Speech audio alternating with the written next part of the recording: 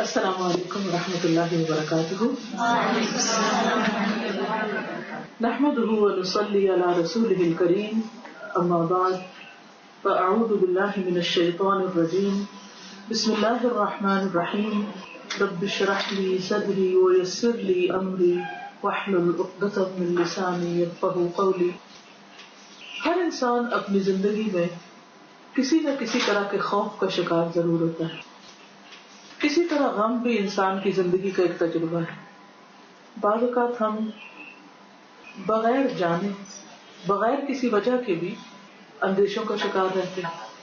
کوئی بظاہر obvious reason نہیں ہوتی ہمارے سامنے، لیکن ہمیں کچھ فکریں ستائے رکھتی ہیں، دل بوجھل ہوتا ہے، یا انجانا سا ایک غم کا احساس یا اداسی کا احساس ہونے لگتا ہے. یہ انسانی زندگی کا ایک حصہ ہے. ہم اس پر کسی حد تک تو قابو پا سکتے ہیں، لیکن مکمل طور پر نجات حاصل نہیں کر سکتے، اس سے چھٹکارا نہیں پا سکتے. اس لیے کہ دنیا ہے ہی امتحان کے لیے، اور یہاں ہر شخص کا امتحان ہو رہا ہے، اور جب تک ہم زندہ ہیں یہ امتحان جاری رہے گا. ہمارا ہر دن دوسرے دن سے مختلف ہوتا ہے. بہت سی چیزیں ہمارے بس میں نہیں ہوتی، ہمارے کنٹرول میں نہیں ہوتی. جو چیزیں ہمیں نظر آتی ہیں، مثلاً یہاں سے ایک چیز اٹھا کر یہاں تو رکھی جا سکتی ہے، لیکن دل کی بدلتی ہوئی حالتیں، ان پر قابو پانا بہت مشکل ہوتا ہے. اور یہی سے انسان کو احساس ہوتا ہے کہ خلق الانسان ضعیفا، کہ انسان کمزور پیدا کیا گیا ہے. ہم کتنے بھی پڑھے لکھے ہوں، کتنے بھی دیندار ہوں، عبادت گزار ہوں، کسی بھی مقام اور مرتبے پر پہنچ جائیں، ہم یہ نہیں کہہ سکتے کہ ہمیں غم نہیں چھو سکتا، ہم کسی چیز سے نہیں ڈرتے، چاہے کوئی دعویٰ بھی کرے، لیکن ہم وہ غم ساتھ رہتا ہے. حضرت یعقوب علیہ السلام جو اللہ کے پیغمبر تھے، پیغمبر کے بیٹے تھے، پیغمبر کے پوتے تھے. یوسف علیہ السلام کے کھو جانے کے بعد ان کی کیا کیفیت تھی، ان کی کیا حالت، ان کے لیے ایک بہت بڑا امتحان تھا، اور زندگی کے کئی سال تک یہ امتحان جاری رہا. لیکن غم کی اس کیفیت میں وہ کرتے کیا تھے؟ وہ لوگوں کے سامنے اس کا رونا نہیں روتے تھے، لوگوں سے شکایت نہیں کرتے. وہ کہتے تھے کہ انما اشکو بثی وحزنی الی اللہ واللہ بصیر بالعباد، کہ میں اپنے غم اور دکھ کی فریاد اپنے رب سے کرتا ہوں. اور یہی ایک خوبصورت طریقہ ہے کہ انسان اپنے دل کے دکھ، اپنے دل کے راز، اپنے دل کے غم، اپنی پریشانیاں اپنے رب کے سامنے رکھے. اسی طرح خوف کا معاملہ بھی، مستقبل کے انجانے خوف، اندیشے، اپنے بارے میں، اولاد کے بارے میں، حالات کے بارے میں، آخرت کے بارے میں، کوئی نہ کوئی خوف ہمارے سامنے آتا رہتا ہے. ہم کسی نہ کسی چیز کے بارے میں سوچ کر بہت پریشان بھی ہو جاتے. ایون ہم جب بہت خوش بھی ہوتے ہیں تو آپ نے دیکھا ہوگا کہ خوشی کے بعد ایک دم ہمارے دل پر ایک عجیب سا بوجھ سا آتا ہے. مثلا ہم کسی مجلس میں ہوتے ہیں، وہاں ہم نے کیا اچھا کیا کیا نہیں کیا اس وقت ہمیں احساس نہیں ہوتا. ہم ایسے ایک جوش میں ہوتے ہیں کہ ہمیں بعض اوقات کسی کی بھی چوٹ محسوس نہیں ہوتی، اور ہم بھی کسی کو جو چوٹ لگاتے ہیں ہمیں پتہ نہیں چلتا کہ ہم نے کیا کی. لیکن آپ نے دیکھا ہوگا کہ جو ہی آپ جا کے گاڑی میں بیٹھتے اور آپ گھر جاتے ہیں، واپس لوٹتے ہیں، تو آپ کو ایک ایک بات یاد آنے لگتی ہے کہ میں نے یہ کیوں کیا، میں نے اس کو یہ کیوں کہہ دیا، یا اس نے مجھے یہ کیوں کہہ دیا، یا اس نے جو یہ بات، فلاں نے جو یہ بات کہی تھی، تو اب اس کا ہوگا کیا. یہ وہ کیفیات ہیں، یہ وہ چیزیں ہیں کہ جن کا تجربہ ہم میں سے ہر ایک کو ہوتا رہتا ہے. ایسے موقع پر کرنا کیا چاہیے؟ پہلی بات یہ کہ ہوتا کیوں؟ یہ ہوتا ہے ہمارے امتحان کے لیے، ہماری آزمائش کے لیے. قرآن مجید میں اللہ تعالیٰ فرماتے ہیں وَلَنَبْلُوَنَّكُمْ بِشَيْءٍ مِّنَ الْخَوْفِ وَالْجُوعِ وَنَقْصٍ مِّنَ الْأَمْوَالِ وَالْأَنفُسِ وَالثَّمَرَاتِ وَبَشِّرِ الصَّابِرِينَ الَّذِينَ إِذَا أَصَابَتْهُم مُّصِيبَةٌ قَالُوا إِنَّا لِلَّهِ وَإِنَّا إِلَيْهِ رَاجِعُونَ أُولَٰئِكَ عَلَيْهِمْ صَلَوَاتٌ مِّن رَّبِّهِمْ وَرَحْمَةٌ وَأُولَٰئِكَ هُمُ الْمُهْتَدُونَ. ہم ضرور ضرور تمہاری آزمائش کریں گے. وَلَنَبْلُوَنَّكُمْ، اس میں لَبْلُوَنَّكُمْ میں لام بھی تاکید کا ہے اور نون بھی، نون ثقیلہ جو ہے یہ بھی تاکید کا ہے کہ ضرور ضرور تمہارا امتحان ہوگا. یہ ہو نہیں سکتا کہ کوئی شخص اس دنیا سے پار کر جائے بغیر امتحان. کبھی خوف ہوگا، کبھی بھوک ہوگی، کبھی کسی چیز کی کمی ہوگی، کبھی پھلوں کی، کبھی مال کی، کبھی جان کی، کبھی کوئی انسان چلا جائے گا، کبھی بزنس میں کوئی لاس ہو جائے گا، کبھی کسی اور طرح. یہ ہوگا ضرور. اچھا یہ تو ہوگا، دس از اے فیکٹ. اور یہ بھی نہیں کہ ایک دفعہ ہوگا، بار بار بھی ہو سکتا ہے. اور یہ بھی نہیں کہ کوئی ایک چیز ہو، ساری چیزیں بھی ہو سکتی ہیں. بعض لوگوں کو اوپر تلے ان میں سے ہر ایک چیز کٹھی آ جاتی، بعض لوگ وقت سے. لیکن ایک چیز آپ نے دیکھی ہوگی کہ ہر آنے والا وقت گزر جاتا ہے. مجھے یاد ہے کہ کچھ سال پہلے میں کینیڈا سے آئی تھی اور واپس جا رہی تھی اور وہاں دبئی میری فلائٹ تھی. تو میں رو رہی، بہت اداسی تھی مجھے جانے کی. اور میں سوچی تھی کہ میں واپس کب آؤں. ظاہر ہے کہ ایک اسلامی ملک، اپنے لوگ، وہ ایک بات ہی کچھ اور ہوتی ہے، اور کہیں ایسی جگہ پر جانا اور ایک کام کے لیے جانا ایک اور کیفیت ہوتی ہے. بہرحال جس حال میں بھی اللہ تعالیٰ رکھے. یہاں اکثر جہاز بہت اڑتے ہیں، آپ سب کے نوٹس میں آتے تھے. جب جہاز اڑتا ہے تو مجھے وہ اپنی کیفیت یاد آتی ہے کیونکہ وہ وقت تھا جو گزر گیا. اور اگر آج میرے دل پہ کوئی کسی قسم کا بوجھ ہے تو یہ وقت بھی گزر. جب وہ تکلیف کا وقت ہوتا ہے تو ہم سمجھتے ہیں کہ پتہ نہیں ہمارے ساتھ کیا ظلم ہو گیا ہے اور یہ کیوں ہو گیا ہے اور یہ نہیں ہونا چاہیے تھا. لیکن جب پلٹ کے ہم دیکھتے ہیں تو ایک خواب سا نظر آتا ہے، ایک خیال سا ہوتا ہے اور وہ گزر چکا ہوتا ہے. اور پھر ایسے زندگی میں کتنے ہی وقت آتے ہیں کہ جب ہم روتے بھی ہیں، ہم اداس بھی ہوتے ہیں، ہم غمگین بھی ہوتے ہیں، ہم ہرٹ بھی ہوتے ہیں، ہم خوف اندیشے کا شکار بھی ہوتے ہیں. لیکن ان میں سے کون سا وقت ہے جو باقی رہا؟ تو دس شیل ٹو پاس، یہ بھی گزر جائے. مگر اس وقت مجھے کیا کرنا چاہیے؟ اس میں اللہ سبحانہ تعالیٰ نے جو ہمیں قرآن پاک میں طریقہ بتایا، یا ایھا الذین آمنوا استعینوا بالصبر والصلاۃ، صبر اور صلاۃ دو چیزیں ہیں. ایک طرف انسان اپنے ساتھ کام کرے، اپنے آپ کو تھام کے رکھے، اور دوسری طرف صلاۃ، دعا، نماز، اللہ کا ذکر، اللہ کی یاد، اللہ کے آگے روئے، اللہ سے مانگے. کیونکہ یہ وہ وقت ہوتا ہے کہ جب انسان کے ایمان جانے کا خطرہ ہوتا ہے، یا ایمان میں خلل آنے کا خطرہ ہوتا ہے، یا انسان کسی بھی غلط راہ پہ چل سکتا ہے. یعنی دکھ، غم اور تکلیف تو اپنی جگہ ہے، وہ تو ہے ہی تکلیف دہ، لیکن اس سے زیادہ پریشانی کی بات جس کا ہم سب کو فکر ہونا چاہیے کہ امتحان کے ساتھ انسان کسی کفر یا شرک کا ارتکاب نہ کر بیٹھے. اسی لیے نبی صلی اللہ علیہ وسلم یہ دعا مانگا کرتے تھے کہ اللہم انی اعوذ بک من الکفر والفقر، کہ کفر اور فقر دونوں سے. انسان کہتا ہے کہ اچھا فقر تو ٹھیک ہے لیکن کفر کیوں؟ ہم تو مومن ہیں. لیکن حقیقت یہ ہے کہ فقر انسان کو کفر کی طرف لے جاتا ہے، اور کفر بھی مائنر کفر بھی اور میجر کفر بھی ہے. انسان کو جب فقر ہوتا ہے، کسی بھی چیز کی محتاجی ہوتی، زندگی میں کسی بھی چیز کی کمی ہوتی، تو اس وقت وہ وقتی تکلیف تو ہوتی ہی ہے، لیکن اس سے بڑی چیز جس کی فکر کرنی چاہیے وہ یہ کہ اللہ ایمان سلامت رکھے، اور کسی قسم کی کوئی ایسی حرکت نہ ہو، کسی قسم کی کوئی ایسی بات زبان سے نہ نکلے کہ جس سے کوئی ناشکری لاحق ہو. کیونکہ کفر ناشکری کے معنی میں بھی آتا ہے. بعض اوقات ہم ویسے تو کفر نہیں کرتے لیکن یہ کہ ناشکری کر جاتے ہیں، ناشکری کے کلمات بول جاتے ہیں، زبان سے کچھ کہہ دیتے ہیں، دل میں کچھ آنے لگتا ہے. تو ایک مومن کی شان کے خلاف ہے یہ چیز بھی. مومن کو تو پہلا سبق ہی یہ سکھایا جاتا ہے اور دن میں کئی بار اس کو ریپیٹ کرایا جاتا ہے کہ الحمدللہ، کہ سب شکر اللہ کے لیے، تعریف اللہ کے لیے، اور سب سے پہلے وہ اللہ ہی کو یاد کرتا ہے. اور اسی طرح صرف ناشکری نہیں، بعض اوقات انسان نادانی میں ایسے کلمات زبان سے نکال دیتا ہے کہ جس سے اللہ، اس کے رسول، اس کی کتاب یا اس کے دین کی بے ادبی ہوتی ہے، ادب اور احترام کے خلاف بات ہوتی ہے. یا پھر دل میں ایسی شکایت آنے لگتی ہے کہ انسان عبادت میں کمی کر دیتا ہے، یا پھر جو اچھے کام کر رہا ہوتا ہے وہ چھوڑ دیتا ہے، یا اگر کسی بندے کی طرف سے کوئی تکلیف پہنچ رہی ہے تو اس کا حق ادا نہیں کرتا، اس پہ ظلم شروع کر دیتا ہے، یا اس کے ساتھ کسی قسم کی زیادتی کرنے لگتا ہے. ساری چیزیں انسان کے عمل میں نقصان کا ذریعہ بنتی ہیں. کہ بعض اوقات انسان غم کی ایسی کیفیت میں ہوتا ہے کہ اسے یہ نہیں پتہ چلتا کہ نماز میں کیا پڑھ رہا ہے, یہ کسی سے بات کر رہا ہے تو کیا کر رہا ہے.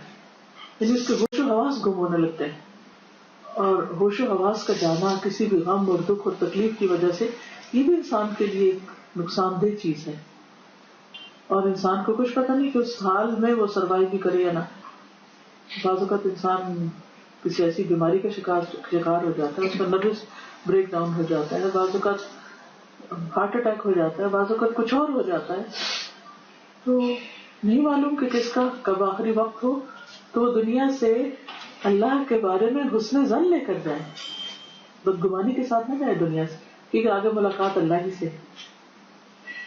اور جس چیز پر انسان کا خاتمہ ہوگا اسی چیز کے ساتھ وہ اٹھے گا بھی, اسی چیز کو پھر وہ فیس کرے گا. کیونکہ مرنے کے بعد دل کی حالت نہیں بدلتی, جو اسٹیٹ آف ہارٹ ہے, اگر نفس مطمئنہ ہے تو قبر میں بھی مطمئنہ ہے اور حشر میں بھی اطمینان کی حالت میں اٹھے گا. اور اگر مرتے وقت وہ اللہ سے بدظن ہے اور ایک قلق اور اضطراب کی کیفیت میں ہے, ایک گلٹ کے ساتھ جا رہا ہے دنیا سے, تو وہ گلٹ ساتھ چلے گی. تو اس لیے بہت ضروری ہے کہ انسان روزمرہ اپنا محاسبہ کرتا رہے, تزکیہ کرتا رہے, اور اپنا جائزہ لے کے اپنا سیلف انالیسس کرتا رہے کہ کہیں کوئی کمی بیشی تو نہیں آ رہی اس نفس مطمئنہ میں. یہاں ایک اور چیز کا بھی خیال رکھنا چاہیے کہ جو لوگ تو دین کی طرف آ جاتے ہیں, دینی مجلسوں کا اہتمام کرتے ہیں, ایمان والوں کی صحبت میں بیٹھتے ہیں, تو ان کو ایک کافی سہارا مل جاتا ہے. لیکن بعض لوگوں کا دین سے کوئی خاص مضبوط تعلق نہیں ہوتا, ان کے لیے وہ وقت اور بھی زیادہ آزمائش کا ہوتا ہے. ایسے میں ہم سب کو اپنے قریب کے عزیزوں, دوستوں, رشتے داروں کی خبر رکھنی چاہیے کہ جب کسی پہ غم ہو, دکھ ہو, تکلیف ہو, تو ان کو تنہا نہ چھوڑیں, ان کی مدد کے لیے تیار رہیں. کہیں ایسا نہ ہو کہ وہ اس وقت, اس آزمائش کی گھڑی میں, اس امتحان کے وقت میں کوئی ایسا بول دے کہ پچھلے سارے کیے کرا کے پانی پھر جائے. اسی لیے مسلمان پر جو حقوق ہیں ان میں نہ صرف یہ کہ سلام کا جواب دینا, چھینک کا جواب دینا, بلکہ مریض کی عیادت کرنا اور جنازے کے پیچھے جانا, اور اگر کوئی فوت ہو جائے تو پیچھے والوں سے تعزیت وغیرہ کرنا, یہ بھی مسلمان کا حق ہے. کیونکہ ہوتا یہ ہے کہ جب کوئی شخص بیمار ہوتا ہے تو اس کے اوپر مایوسی آنے لگتی, اور مایوسی جو ہے وہ کسی حال میں بھی پسندیدہ نہیں, چاہے کوئی بیمار ہو یا کسی اور مشکل کا شکار ہے. کیونکہ انہ لا ییأس من روح اللہ الا الکافرون, اللہ کی رحمت سے صرف کافر ہی نا امید ہوتے ہیں. مومن ہر حال میں پر امید رہتا ہے. لیکن اگر کسی کو ایسی بیماری آ گئی کہ جس سے اس کو پتہ چل رہا ہے کہ سروائیول ممکن نہیں, تو بھی اسے اللہ کی رحمت سے مایوس نہیں ہونا چاہیے. اسے یہ یقین ہونا چاہیے کہ یہ اگر مجھے جانا ہی ہے اس بیماری کے ساتھ, تو یہ بیماری بھی اللہ کی طرف سے ایک رحمت ہے کہ مجھے یہ پاک کرنے والی, میرے گناہوں کا کفارہ کرنے والی. تو اس وقت بھی اس کی سوچ مثبت رہے گی. اور اسی طرح اگر زندگی میں کسی بھی چیز کی کمی ہے تو اس وقت بھی انسان کو مثبت سوچنا چاہیے کہ اس میں ضرور کوئی خیر ہے, اللہ نے کسی مشکل سے مجھے بچا کے رکھا ہے. اور اگر انسان کے دوست, احباب, رشتے دار اور آس پاس کے لوگ کسی کے اندر ایمان نہیں, تقویٰ نہیں, تو مشکل اوقات میں لوگ ایک اور قدم آگے پھسل جاتے ہیں, اور وہ شرک کی طرف, وہ اللہ کو چھوڑ کر غیر اللہ سے مدد مانگنے لگتے ہیں. اگر آپ دیکھیں تو دنیا میں شرک کی جو بڑی بڑی قسمیں ہیں وہ یہیں سے جنم لیتی ہیں. مثلا لوگوں کو پاگلسٹی کا شوق ہوتا ہے, کیا جاننا چاہتے ہیں, کیا دیکھنا چاہتے ہیں, کیوں اس میں اتنا انٹرسٹ لیتے ہیں, کیوں وہ ہاتھ دکھاتے ہیں, کیوں وہ کسی نہ کسی طرح غیب کی خبریں معلوم کرواتے ہیں. It's not just out of curiosity. ہوتا یہ کہ بیک آف مائنڈ کے کہیں کوئی حادثہ تو نہیں ہونے والا ہمارے ساتھ, یا کوئی پیچھے کوئی پریشانی تو نہیں آئے گی, کیا ہمارا مستقبل سیف ہے, محفوظ ہے, اور ہمیں کیا ملے گا, اور شادی کہاں ہوگی, اور بچے کتنے ہوں گے, اور وغیرہ وغیرہ. جو اسکول کالج میں سب بچے ایک دوسرے کو دیکھ دیکھ کے ہاتھ بتا رہے ہوتے ہیں. چاہے کچھ معلوم ہو یا نہ ہو. اور بعض اوقات وہ چیزیں دماغ میں رہ بھی جاتی ہیں اور انسان اسی طرح سوچنے لگتا ہے اور وہی ڈھونڈنے لگتا ہے اور ادھر ہی مڑنے لگتا ہے. اس اعتبار میں اتنے خراب ہے. پھر اسی طرح آپ دیکھیے کہ علم نجوم کے علاوہ عراف جو ہوتے ہیں, جو جن کے پاس سود سیر جو ہوتا ہے اور جا کے ان سے لوگ پوچھتے ہیں, تو کب جاتے ہیں ان کے پاس؟ کبھی غور کیا آپ نے؟ لوگ نجومیوں کے پاس کب جاتے ہیں؟ عام حالات میں نہیں جاتے. نجومی کب یاد آتے ہیں؟ جب کوئی مشکل پیش آتی ہے کہ ہماری قسمت کے ستارے, نجوم ستارے سے, کہ ہمارے ستارے کیا کہیں. پھر اسی طرح بعض لوگ بہت ریگولرلی ہاروسکوپ دیکھتے ہیں. وہ کیوں پڑھتے؟ یہ دیکھتے ہیں کہ اچھا کہیں اس میں لکھا ہوا کہ حادثہ آنے والا ہے تو ہم ٹریول نہ کریں. وہ استخارے کے ساتھ ٹریولنگ نہیں کرتے, وہ ہاروسکوپ دیکھ کے اپنے پروگرام بناتے ہیں کہ جانا ہے کہیں یا نہیں. اسی طرح بدشگونی کی بھی اور جتنی قسمیں ہیں, کالی بلی رستہ کاٹ گئی اور اس قسم کے خرافات جو ہیں, یہ سارے شرک کے مذاہب جو ہیں, ان کے پیچھے ایک عجیب نفسیات ہے انسان کی. پیروں کے پاس لوگ کیوں جاتے ہیں؟ قبروں پہ لوگ کیوں جاتے ہیں؟ غیر اللہ کو سجدہ کیوں کرتے ہیں؟ لوگوں پہ بھروسہ کرتے ہیں, اللہ پہ کیوں نہیں کرتے؟ انسانوں پہ توکل ہے, اللہ پہ کیوں نہیں ہے؟ کیا وجہ ہے کہ انسان اپنی ذات میں کمزور ہے, وہ ایک ایسا سہارا چاہتا ہے جو جلدی سے اس کا ہاتھ پکڑ لے اور اس کو تھام لے اور پھر اس کے لیے سب کچھ کر دے. انسان کے دل بھی کیوں ٹوٹتے ہیں؟ کیونکہ انسانوں سے توقعات رکھتا ہے, اللہ سے نہیں رکھتا. تو اگر آپ مختلف طرح کی اپنے آس پاس ہونے والی خرابیوں کو, چاہے وہ ہمارے اپنے اندر ہوں یا آس پاس میں ہوں, ان سب کو اگر آپ اینالائز کریں تو آپ اس نتیجے میں پہنچیں کہ انسان اپنی ذات میں کمزور ہے. وہ اپنی کمزوری کو دور کرنے کے لیے کسی کا سہارا چاہتا ہے.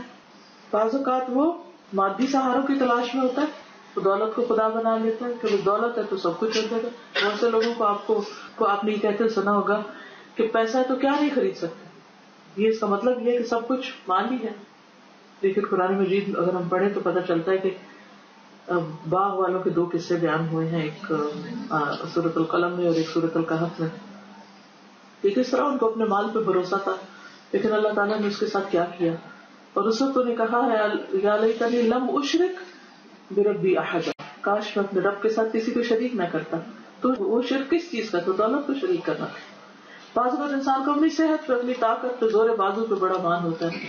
بعض اوقات اپنے عہدے پہ یا کسی رشتے دار کے کسی عہدے یا اتھارٹی یا اس پہ بڑا مان ہوتا ہے. یہ کام ہمارے لیے کیا مشکل ہے, ہم فلاں کو کہہ دیں کہ کام ہو گئے, اور اس میں اللہ کا کہیں نام یا ذکر یا کوئی کسی قسم کی کوئی چیز ایسی نہیں ہوتی. ایسی صورت میں انسان کو ہمیشہ, یعنی ٹھیک ہے غم اور دکھ کی تکلیف کے وقت آپ دعائیں مانگیں, اللہ کو یاد کریں, ذکر کریں, لیکن دوسری طرف ساتھ ہی انتہائی محتاط رہیں.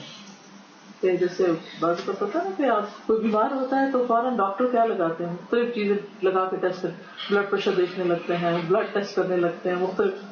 تو وہ ٹیسٹ اس وقت میں جیسے کوئی بھی ایمرجنسی ہو تو اپنے ایمان کا بھی ایسے ٹیسٹ کریں کہ کہیں کو گڑبڑ تو نہیں, کہیں سوچ میں کیا رہی ہوں, بول میں کیا رہی ہوں, لوگ کیا کہہ رہے ہیں. ایون بعض اوقات لوگ انتہائی غلط شرکیہ بات کہہ رہے ہوتے ہیں اور ہم ہاں کر رہے ہوتے ہیں, انجانے میں ہاں کر رہے ہوتے ہیں, حالانکہ ہمیں پتا ہوتا ہے یہ غلط کہہ رہا ہے, لیکن ہمیں بھول جاتا ہے کہ ہم نے اس پہ ہاں نہیں کرنی. ہم جسٹ کرٹسی کے طور پہ کسی کو, اور وہ بولے چلے. اس وقت انسان کو یا خاموشی اختیار کرنی چاہیے اگر موقع نہیں ہے سمجھانے کا, کیونکہ بعض ایسے حادثات ہوتے ہیں کہ اس میں انسان ایسی مذہبی بحثیں نہیں چھیڑ سکتا, اور نہ دوسرا مانے گا, معاملہ کچھ اور کچھ سے کچھ بن جائے گا, فتنہ فساد کھڑا ہو جائے گا. وہاں خاموش رہنا چاہیے, اور یا پھر یہ کہ زبان سے کہنا چاہیے کہ سب کچھ تو اللہ کے ہاتھ میں ہے.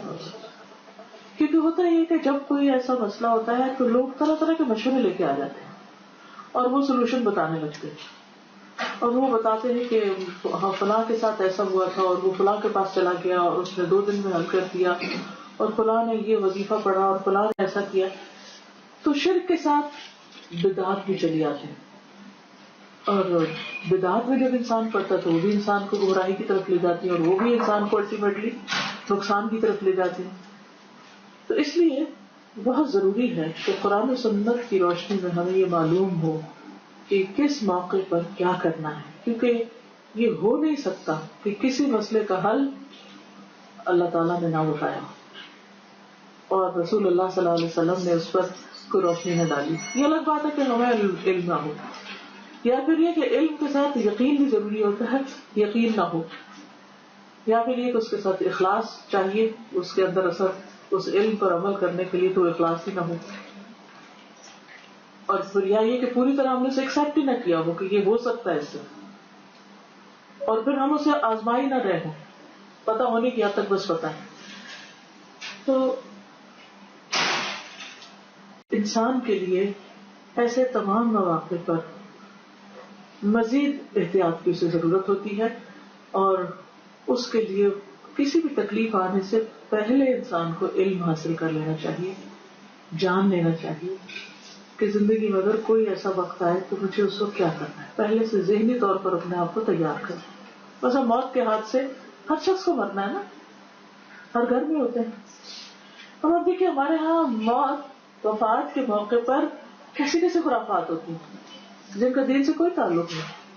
اب ایک جانے والا دنیا سے جا رہا ہے, لیکن اس کا آخری عمل کیا سنت کے مطابق ہو رہا ہے, یہ بدعت ہو رہی ہے. کیونکہ انما الاعمال بالخواتیم, جیسا خاتمہ ہوگا, جیسے اس موقع پر اعمال ہوں گے, وہی قیامت کے دن اسی کے ساتھ اٹھے. اگر کوئی احرام کی حالت میں مر گیا تو احرام میں اٹھے گا, اسی طرح اگر کوئی شخص اس کسی غلط کام میں ملوث تھا تو اس وقت اس کی ڈیتھ آ گئی تو اسی کے ساتھ اٹھے گا, وہی اس کی آخری چیز ہوگی. اسی طرح ایک حدیث میں آپ نے پڑھا ہوگا کہ مرنے والوں کے پیچھے بین کرنے سے منع کیا گیا ہے, کیونکہ اس سے مردے کو عذاب ہوتا ہے. اب انسان یہ سوچتا ہے کہ مردے کو کیوں عذاب ہوتا ہے, مردے کا کیا قصور ہے, تو پیچھے والے رو پیٹ رہے ہیں. اس کی وجہ یہ ہے کہ اگر مرنے والے کے دل کے اندر ذرا بھی یہ خواہش تھی کہ لوگ مجھے روئیں اور اونچا اونچا روئیں, اور کیونکہ اس سے بھی ایک ناموری کا ہوتا ہے نا شوق, کہ جی فلاں کے مرنے پر اتنے لوگ روئے اور ایسا ایسا روئے.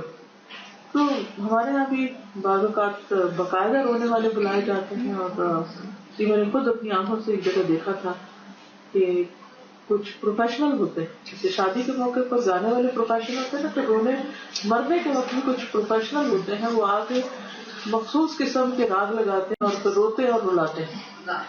اور جو بھی ہو, لیکن یہ ہے کہ ایسی چیزیں ہمارے ماحول میں موجود ہیں کہ جس میں کیونکہ نوحہ جو ہے جس میں بول بول کے انسان اونچی اونچی, اور اب مرنے والے کا اگر یہ دل تھا کہ اس کے پیچھے اس کے ایسے لوگ ہوں, یا اس نے اپنی زندگی میں کسی اور کے لیے روکا نہیں, تو وہ بھی اس گناہ میں ملوث ہے. اسی طرح مرتے وقت اگر کوئی وصیت غلط کر جاتا ہے, یہ وراثت میں کوئی گڑبڑ کر جاتا ہے, تو یہ چیزیں بھی اس کے لیے نقصان دہ ہوتی ہے. کیونکہ ہوتا ہے کہ جب انسان موت کے قریب ہوتا ہے, بیماری کی حالت میں ہوتا ہے, یا بڑھاپے میں ہوتا ہے, تو جو لوگ آس پاس ہوتے ہیں وہ اس کو اپنے ساتھ اتنا ملا لیتے ہیں کہ باقیوں کے حقوق کے ہیں ان کو جو قریب نہیں ہے ان کو ختم کروا دیتے ہیں, یا غلط وصیت لکھوا دیتے ہیں, اس میں ظلم ہوتا ہے سراسر, یا کچھ اور اس قسم کے چیزیں بکوا دی جاتی ہیں یا دلوا دی جاتی ہیں, یا گفٹ کروا دی جاتی ہیں تاکہ حقداروں کو حق سے محروم کر دیا جائے, وارثوں کو وراثت سے محروم کر دیا جائے. تو یہ سب کچھ جو ہے یہ انسان لا علمی کی بنا پہ بھی کرتا ہے, دوسروں کے دباؤ میں بھی آ کے کرتا ہے, غلط مشوروں کی وجہ سے بھی کرتا ہے. تو ہمیشہ انسان کو اس بات کے بارے میں سوچ لینا چاہیے کہ یہ زندگی صرف ایک بار ملے گی, دوسرا چانس نہیں ہے. اس لیے بہت ہی احتیاط سے گزارنے کی ضرورت ہے. جیسے مثلا اگر آپ کسی جنگل میں ہو جہاں پانی نہ ہو اور آپ کے پاس صرف ایک ہی بوتل کی ہو, تو آپ اس کو کیسے استعمال کرتے ہیں, اور گھر میں وہی پانی پڑا تو ہم اسے کیسے استعمال کرتے ہیں. تو ہمارے پاس بس ایک ہی بوتل ہے جسے ہم بس اس کے دوسری نہیں ملے گی, نو ریپلیسمنٹ. تو اس کو کتنے احتیاط کے ساتھ رکھنا ہے اور کتنا صحیح جگہ پر استعمال کرنا ہے. جیسے وہ پانی جو جنگل میں ہم استعمال کرتے ہیں کہ اب کہتے تیمم کر لیتے وضو نہیں کیونکہ یہی پانی, بس یہی پانی, بس بار بار یہ کہتے بس یہی پانی ہے. تو ہم کیوں نہیں کہتے کہ بس یہی زندگی ہے, بس ایک ہی زندگی, ایک ہی چانس ہے. ہر غلط کام کرتے وہ کہتے ایک ہی دفعہ کرنا ہے نا, لیکن اچھے کام کے وقت ہم نہیں یاد رکھتے کہ یہ زندگی ایک ہی بار ملی ہے. تو اللہ سبحانہ تعالیٰ ہمیں قرآن مجید میں کہتے ہیں کہ وَلَا يَغُرَّنَّكُمْ بِاللَّهِ الْغَرُورُ، یہ دھوکے باز تمہیں دھوکے میں نہ ڈالے اللہ کے بارے میں.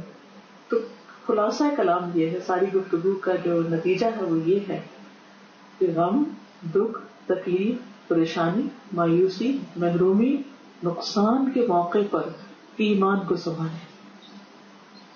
باقی چیزیں تو اپنی جگہ ہیں ہی، دل بھی تھام لیتے ہیں اور لوگ بھی آ جاتے ہیں اور وہ وقت بھی گزر جاتا ہے، وہ سب کچھ ہو جاتا ہے، لیکن وہ ایک امتحان آتا ہے جس میں پاس ہونا ضروری ہے، کیونکہ وہیں سے انسان دائیں یا بائیں لڑک جاتا ہے. اور اکثر لوگ ایسے ہی مواقع پر جب پھسلتے ہیں تو پھر اٹھ نہیں پاتے.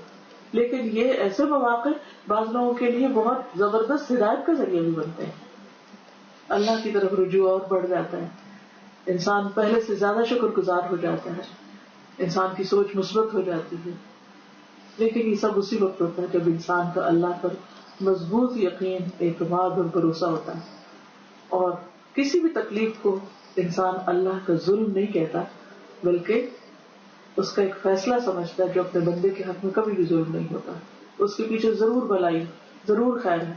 آج ہمیں نظر نہیں آتی کیونکہ آج نتیجے کا دن نہیں ہے نا، کل نتیجے کا دن ہے.